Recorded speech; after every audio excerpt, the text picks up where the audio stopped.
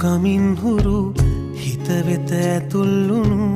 ඔබ ගැන පහන්තරෝ කියයි තොරතුරු ගමනේ විඩානි වූ දුටුවන් වශී කෙරු ඔබ පිළිමයක් බඳු රනින් උපදෙමු පොළොවේ පතුල් තැබූරු සිරි නරඹා දැනුනේ තොටිල්ලකින්